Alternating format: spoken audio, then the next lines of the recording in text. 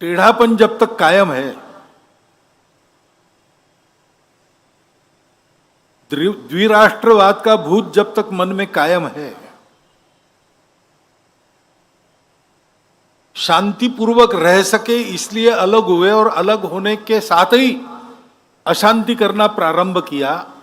ये दोगलापन जब तक जाता नहीं तब तक देश पर ये खतरे बने रहेंगे।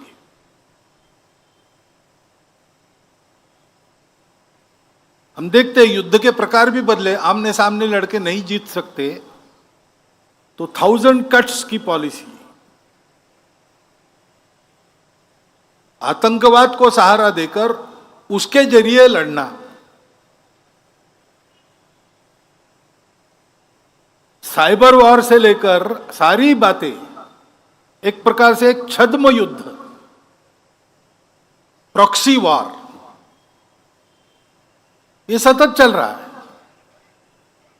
बार बार शासन करने के बाद भी, बार बार सारी दुनिया ने कहने के बाद भी ये बात जाती नहीं है। और युद्ध के प्रकार आजकल बदल गए। आमने सामने आकर लड़ना, जो जीतेगा वो सिकंदर, ये नहीं रहा। अपने घर में बैठकर ही बटन दबाकर इधर ड्रोन्स छोड़े जा सकते हैं। युद्ध की नई नई तकनीकें आ रही है। ये सारी स्थिति हमारे सामने आई है।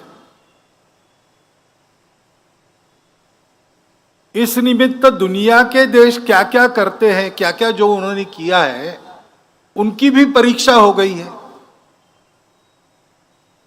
सत्य के साथ पूर्णता खड़े कौन होते हैं, कौन उसमें भी अपने स्वार्थ देखकर और उस प्रकार चलते हैं, और कौन सही सही हमारे विरोधी ही है।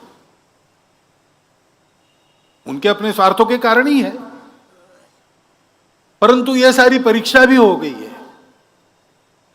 और इसलिए ये बात ध्यान में आती है कि अपनी सुरक्षा के मामले में हम लोगों को स्वनिर्भर होना ही पड़ेगा। हम तो सत्य और अहिंसा वाले देश है। हमारी तरफ से दुनिया में हमारा कोई भी दुश्मन नहीं है, परंतु दुनिया में दुष्टता है, उसके चलते विनाकारण इस प्रकार वारदातें करने वाले लोग है तब तक हम लोगों को अपनी सुरक्षा के लिए पूर्ण सन्नद्ध और पूर्ण सजग होना पड़ेगा। नई नई प्रकार की तकनीक, उसका अनुसंधान होना चाहिए। सेना प्रमुख ने कह दिया कि सारे अनुभव का हम भी विचार कर रहे हैं, हमको कहां कहां और आगे बढ़ना है, क्या क्या करना है, ये सब चलना चाहिए। सेना, शासन, प्रशासन, ये सब लोग ये करें, परंतु केवल इनसे नहीं होता। असली बल तो समाज का होता है।